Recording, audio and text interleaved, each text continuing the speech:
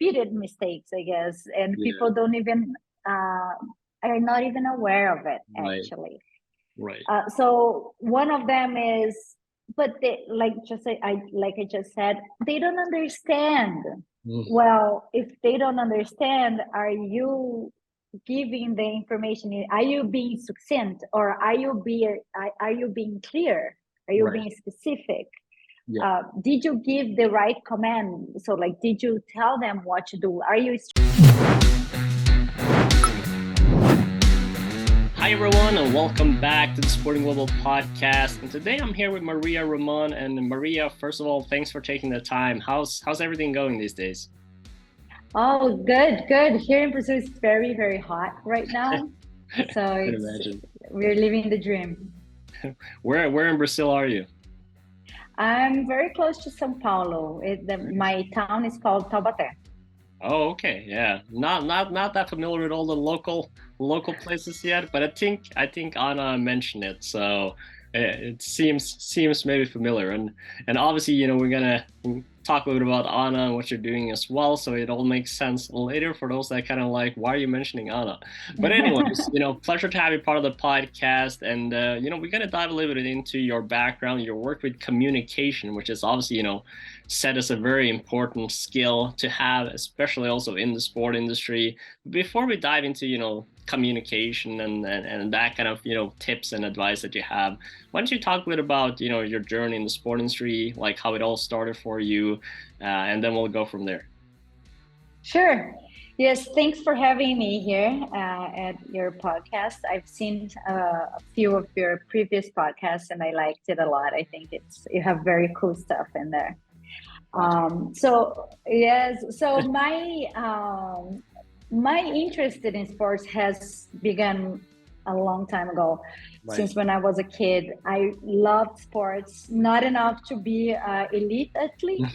So I had to do something different in order Right. to be a part of it, right? Yes. So I lived in US for a while, Hmm. and so I watched another podcast where the person also lives in US, and he was always saying soccer, so I might say soccer sometimes. Okay. Don't worry. It's all good. Let's We have some American Yeah. listeners too, so it's fine. Okay, so I'm gonna try like soccer and football, but anyway, so I lived in US for quite a while, Yeah. and when I was there, I was bonding with people. I needed to create rapport, Mm. and in order to do that, I found the easiest and the fastest and the most interesting way for me would be through sports. So Right. I asked them to teach me what was the football all about, the American football, Right. and basketball and baseball. And I noticed that it was an event. So whenever they went to the places, to the games, to the matches, it was events. Like it wasn't only the match, only to watch the players play, but they did, like, they have the tailgating, which is the before the Yeah. Yeah. match, and then they have the after hours, and they during the game they have shows. And Yeah. I guess everybody's familiar with, or most of people are familiar with, Super Bowl, right? Yeah.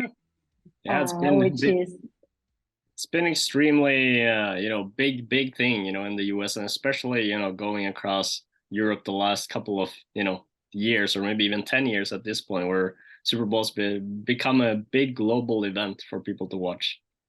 exactly. So knowing that's very that's their passion, I thought that would be a great way to build the rapport, to talk to them about something and to bond. Right. And that got me very interested. So I went to many different sports events there. And so when I got back to Brazil and I started my career in communication, I was lucky enough to, one of my first clients was a sports medical, Hmm. sports doctor, sorry. Okay. Yeah. So yeah, and with her, I went through a lot of things with her. So we did her slides for her Congress speech. Right. I trained her for her social media videos, Yep. and she has a biomechanic uh, a biomechanic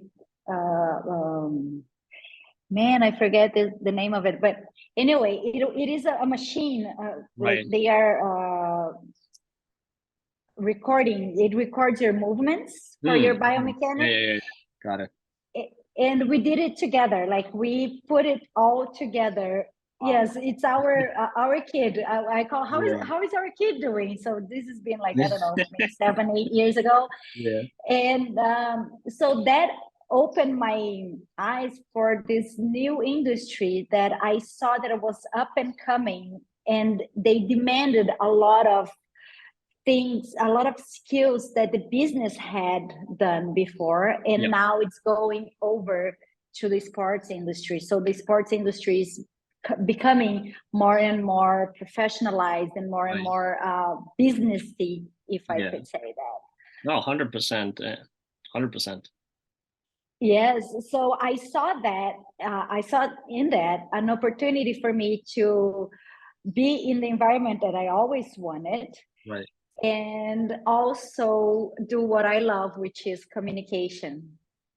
And right now, I work with Anna, like we're going to talk about, I guess. And Right. but I work with lots of people from the sports industry, such as physical therapists, scouts, doctors, even athletes. Hmm. And I am actually maybe not an athlete sports, Yeah. but I scuba dive, which is a Hmm. sport, right? Yeah, yeah, yeah. Uh, yeah, and We'll let it slip. We'll let it slip. right, and the communication goes along with the training, because there are a lot of training, and the way that they present all the information is usually very much from people who do not come from education. So I'm going in and I'm actually trying to change it a little bit. So Right. we are going to give some colors for that communication. Yeah. Well, that's usually how it is, right? You got to shake things up a bit, and yeah, I mean, like obviously, it's important to be involved in sport, whether that's scuba diving or not, too. It's still a sort of an sports activity, if we would say that way. But let's talk a little bit. Obviously, I saw as well you have your own company, but you're also currently working at Vesta, which is obviously where Anna works as well. But talk a bit about obviously your own business, but also like some of your key responsibilities and tasks you have with Vesta. So Vesta is a company from Anna's company, and she has recently invited me to join her. What does she do? As we were talking earlier, we saw the increase of need for business skills into the teams, into the clubs, especially soccer teams or football teams here in Brazil. Mm. And Anna has her consulting group consists of like three pillars, so which is process, people, and communication. Right. And we help businesses, more clubs, to make sure they have those skills. And my part in it is about the communication. Sure. So what do we do, especially on communication, which is my role, okay? Yeah. We train people to have communication skills. So is communication something that I need to be born with? The answer is no. Communication is a skill, just like kicking to the goal. Right. Like, the more you Yeah. kick, the more you're gonna There you get good become. at it. Yeah. Yes. So communication is also a skill. So we can practice, we can train, we Right. can get better at it. We don't need to be born like a good communicator. So this is what we do. We coach people through their journey on improving their communication. Mm. For example, so people that have especially like right now we are having consulting in a group that is starting, in a team that is starting, right? Right. A club, sorry. I'm still getting familiar with the names of it, but Yeah. I call it a lot of businesses names. But anyway, so the club is starting right now, Right. and they have a lot of problem with conflict. So they don't want to do this, they don't want to do that, but how? And then I asked them, like, how are you presenting the information? Are you taking into consideration the background? Like, Mm. so who are you talking to? Right. And so that makes a lot of differences on whenever you have your end result. So Mm. we have so we solve conflict through communication. We can have people influenced by communication, persuaded. We also create storytelling. So in Mm. this club, we need the owner, which he is athlete. He was an athlete, right? So he is retired now as an athlete. Right. Yeah. And he needs to bond with these kids that are coming because it's the base club, right? Right. So they need to bond. So we create this storytelling for him to go and give speeches for people, for him whenever he's trying to Right. bond, to create a rapport. He's giving this storytelling, the story of his life, Yeah. but the part that makes sense for that specific context. Right. Right. Yeah, no, it's Uh, important for sure. Yeah, so we also create slides and presentation for people. So we help them on the scripts. So they're going to present results. For example, I had a physical therapist who wanted to present some results in a more formal way because his club is professional now. Right. So he came to us, and what we did was we created a script, and the result was he said he spent less time explaining himself because the information was organized. Right. So yeah. Yeah, So I mean, like it's a plus. communication is obviously a big part, right, of any industry, but also, the sport industry itself. And obviously, the more professionalized it becomes, the more, critical it is, right? And in order to express the right kind of information, and don't have to explain everything again and again, it's a lot of important factor. But talk a little bit about, communication skills and related to like why this is so important in the sport industry today. So communication skills, there are so many things that we need to have. However, I will give you 5 critical skills that we need to keep in mind. Yeah. So the first and foremost is to be a good listener. So a lot of people think that to be a good communicator, you need to talk well. That is true, it's not wrong. Yeah. However, if you don't listen to what your audience wants, you're Right. going to give them something that they don't understand or they don't know. So we need to understand where should we start. So to be a good listener is like very important. So after that, we need 3 things to be a good communicator, which is to be succinct, generous, and specific. Mm-hmm. What does that mean? I need to be succinct would be something like I need to say something, not more or not less, that I need, just enough. Because if I say less, the person is going to get lost. They Right. will not know what to do.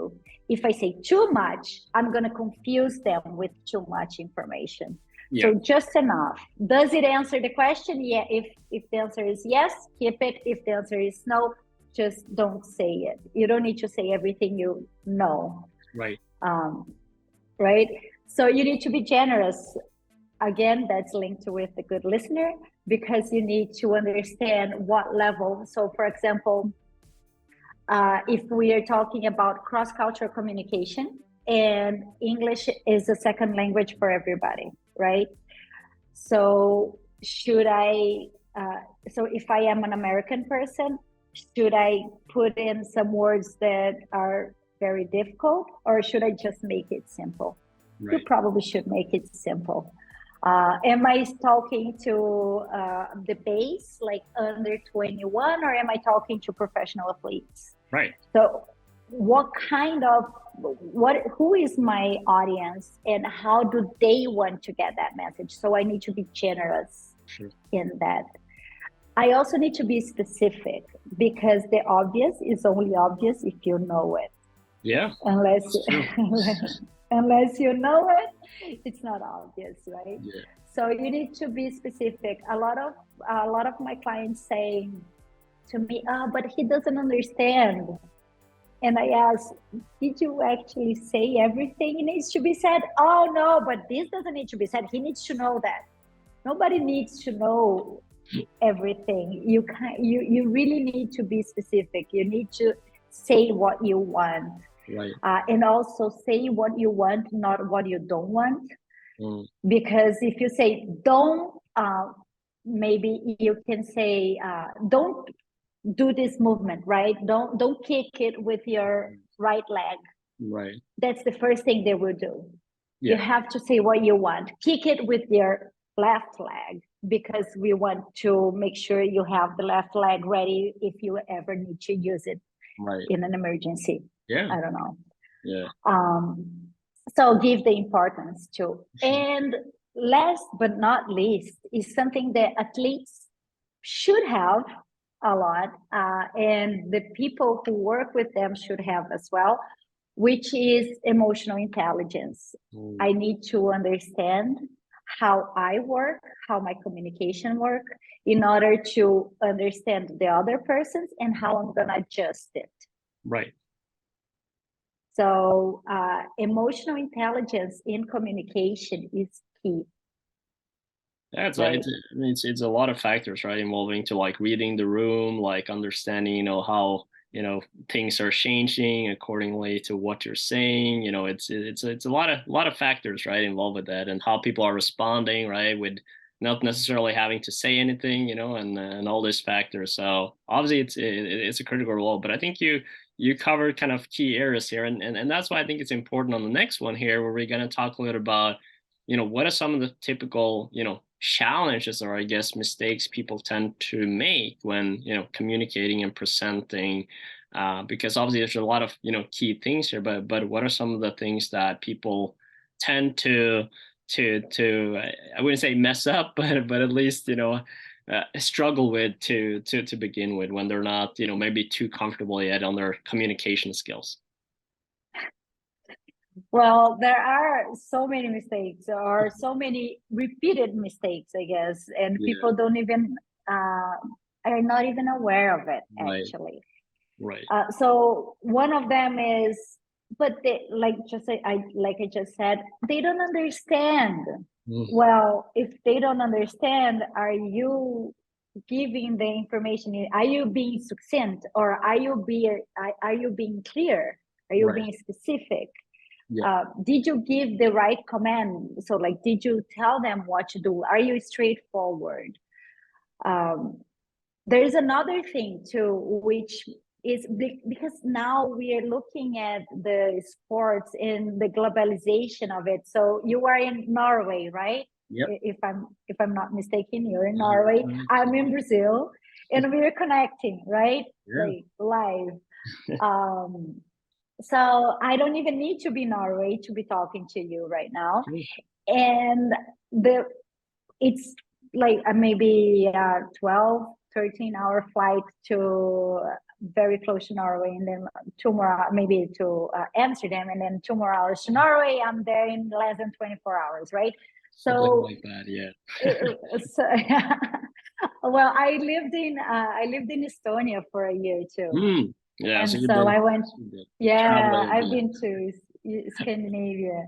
Nice. Uh, Never to Norway, no, to Finland. But anyway, Now we just gotta cut it here.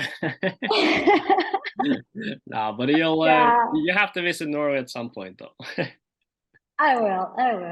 Good. But so, anyways, why am I talking about this because cross communication, cross culture communication is a key factor in many of the sports industry, because I have a lot of Brazilian clients who Right. go to Europe clubs, Yeah.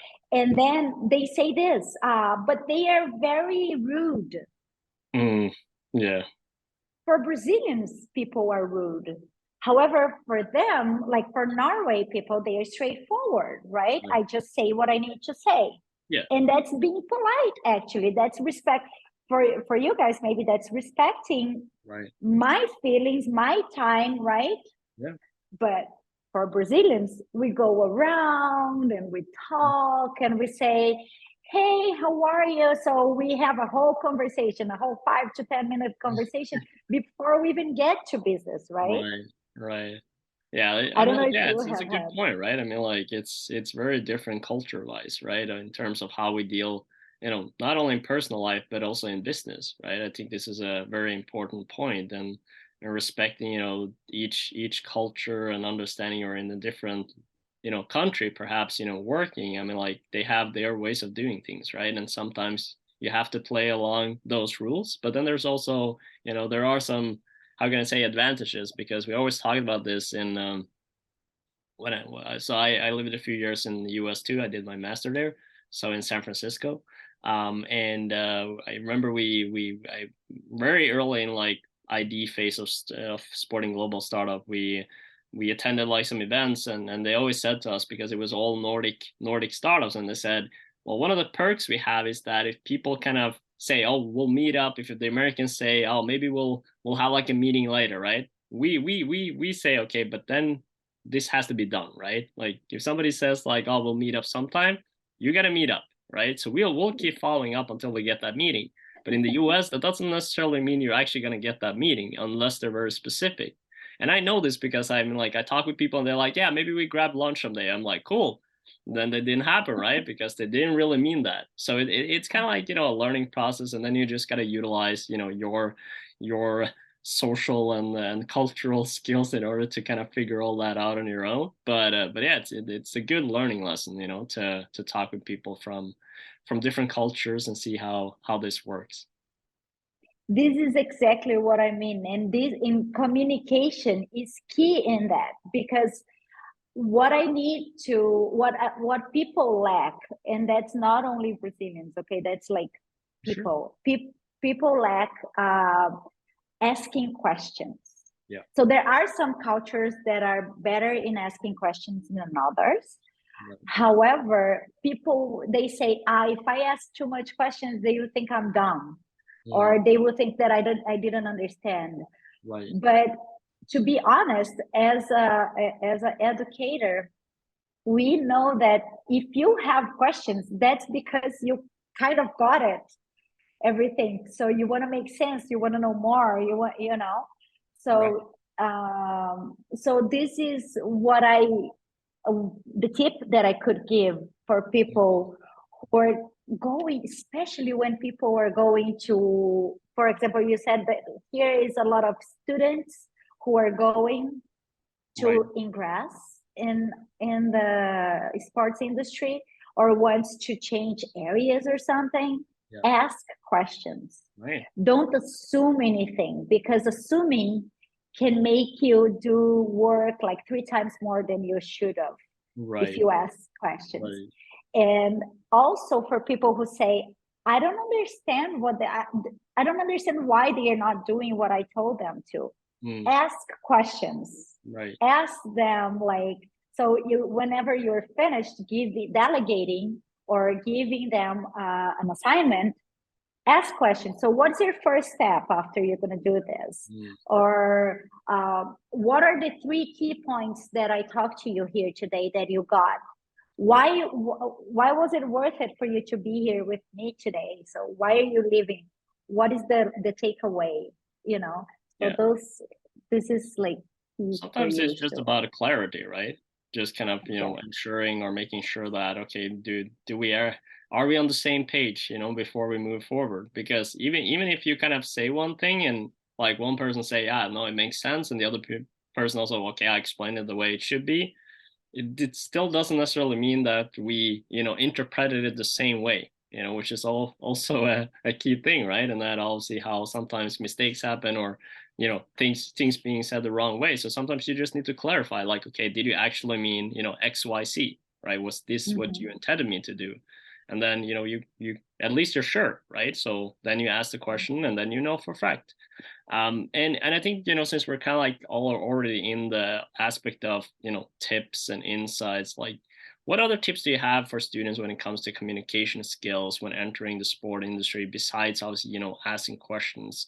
And second of all, like what are some key roles where, excellent communication skills are critical or important? Because obviously there's a lot of people that, they have different objectives, they have different goals they want to reach in the sport industry, and usually those roles, most people at least are excited to go in. They demand a lot of good communication skills. So I think it's important we talk about this topic.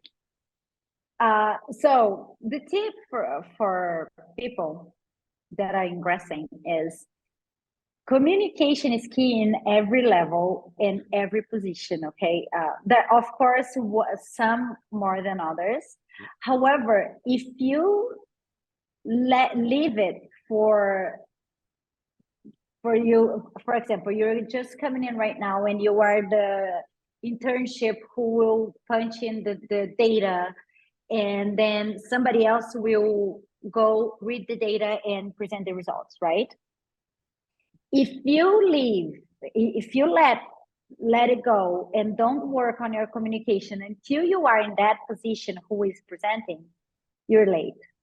Because this is something like this is like an athlete trying to get in the professional level. Only when they get only when the club comes and say, well, why don't you come play for us? You know what I mean? Right. Yeah, that's not gonna happen. That's exactly that's not gonna happen. That's not the way it happens. You get there because you have that, right? Because you have the skills. So one tip is start learning communication right now. Self-awareness is the most important thing. So you need to know what your strengths are and what your weaknesses are. So to know what you can improve and get even better, and to know what you need to do to mitigate some results that are not favorable for you. So that would be a few tips, okay? Now, the roles that are most in evidence, maybe not important, but in evidence, would be leadership roles. So coaches, people who present results, assistant coaches, because they do need to give. I'm talking about soccer because this is my world right now. No so, but would be luckily in most sports there are coaches and assistant coaches. Okay. So you'll have a lot of it. I think people can relate. Good. Okay. So, but it's leadership positions, right? So it's coaches, assistant coaches, people who are like the doctors who need to present and talk to the media. Like talking to the media you need to be very careful with that kind of communication.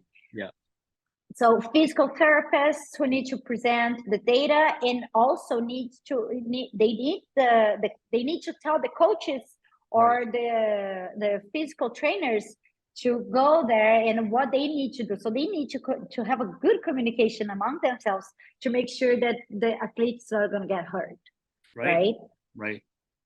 So so the people who delegate, they have to give example, they have to influence. If you have to sell your idea or a product being something that you invented and then you want to sell to them, or solve conflicts. Leadership positions always solve conflicts, right?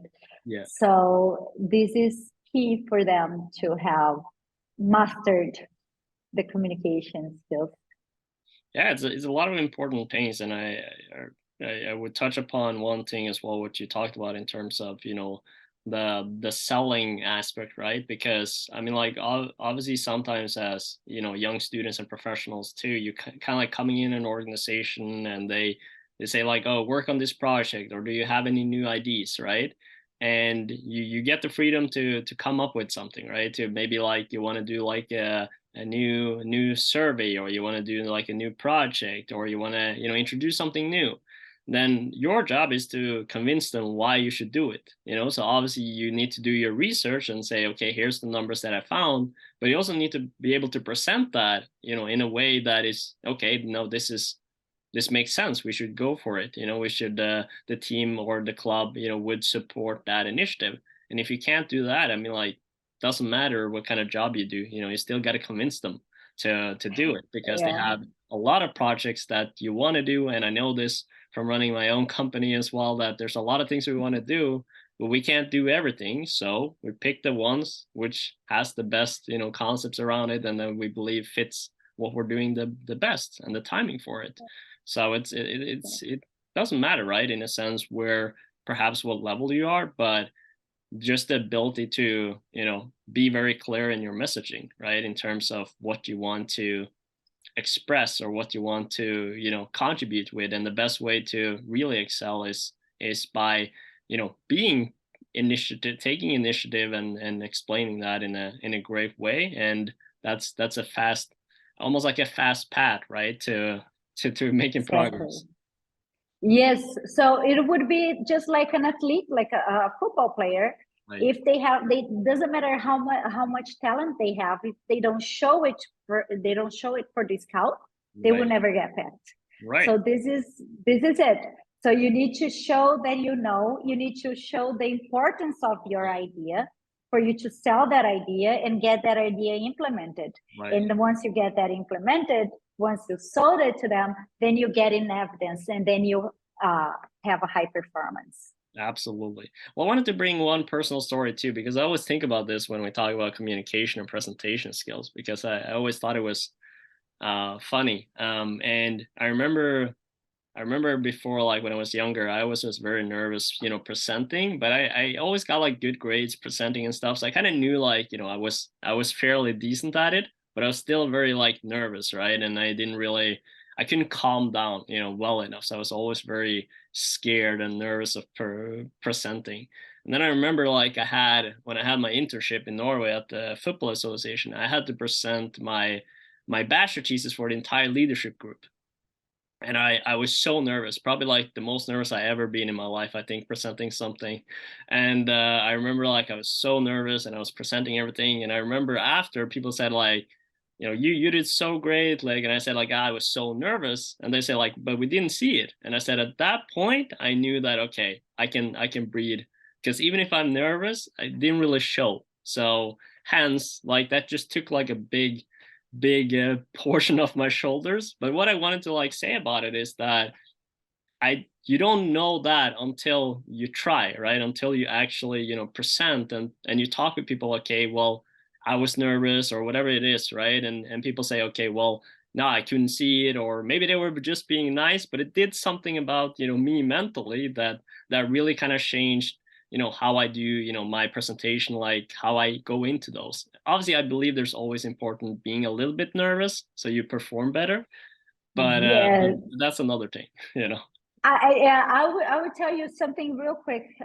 about what you just told me, For sure. and it is interesting because what you said right now, being nervous, it doesn't matter how good it is. I have worked with communication for over 8 years, like around 10 years now, and every time I will go into like a speech, I always have butterflies in my stomach, Yeah. and this is the just enough to Yeah. keep me on my toes, Right. because this will make me practice, because practice makes high performance, right?